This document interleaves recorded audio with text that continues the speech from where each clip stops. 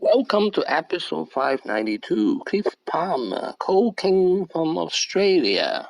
This is an outline of episode 592, lesson 1 to lesson 5.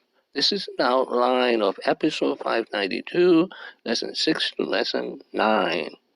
Lesson 1 on failures. I realized that in a lot of failures, there's a lot of opportunities. He was right. From 1973 to 75, he studied law at the University of Queensland.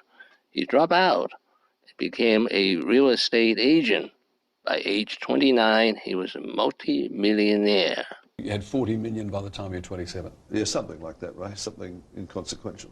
Something, a mere 40 million. Yeah. Lesson 2. Mining is a very risky business involving hundreds of millions of guaranteed loans. Refinery down, and I got a call from the Queensland Premier, Anna Bligh. And she said, can we do something to save the jobs in Townsville and save the devastating economic impact of the closure that would happen in 2009? After I considered that with the Premier, I stepped forward and invested tens of millions of dollars in acquiring the refinery and in operating it. You may not realise, but the refinery, when it was operational, required $60 million a month in turnover. And at that time, BHP required me to personally guarantee $400 million of environmental liabilities. Otherwise, it would have closed on the spot, which I did. I also... Lesson 3. He loves litigation and a good fight. Clive Palmer likes a fight. He once listed litigation as one of his hobbies.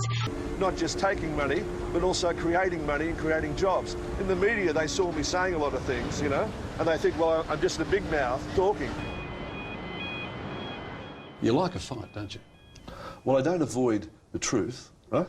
I've had about 68 stoushes in my life in court and won 68 of them. 168. Yeah. So... Lesson 4. Be generous. 6 years ago, Clive Palmer handed out $10 million worth of bonuses and 50 Mercedes to his Townsville refinery workers. He is a human bulldozer. He will steam through and achieve what he wants to. But if he gets his result, he can be very generous, which is the way capitalism is supposed to work. Lesson 5. Not doing things for the money. Making money is a byproduct. Worldwide, people love it. Well, if I don't, I'll ask you to lend me some money. Is it about dreams or about making money? We'll make a lot of money, but hopefully that's a byproduct. You see, you never should worry about how much money you make. You should always worry about doing it for the right reasons and doing a good job. Lesson 6. His 5 transformations in the past 47 years. He's a very smart and versatile man. First, he dropped out of college, but he'd end up as a lawyer. Second, he was a real estate agent who made a big fortune. Third, in mining, he made big impact. Fourth, as a politician, he founded the United Australian Party. Fifth, in tourism, he's now building the Titanic too. Lesson 7, Ruthless Cost Cutting. And with a new management that could target the cost of production. In 2009, the Townsville refinery was in the 97th percentile of production. That means there was only 3% of world production that was more expensive than we were here in Townsville. So it was really key that we brought the cost of production down. I don't want to bore you with all those things, but in 2015, the cost of production, nearly 6 years later, was $4.40 at the refinery per pound. So it had been cut in half, and the refinery was then placed in being in the 35th percentile. Lesson 8. Why dream big? Because Australians can.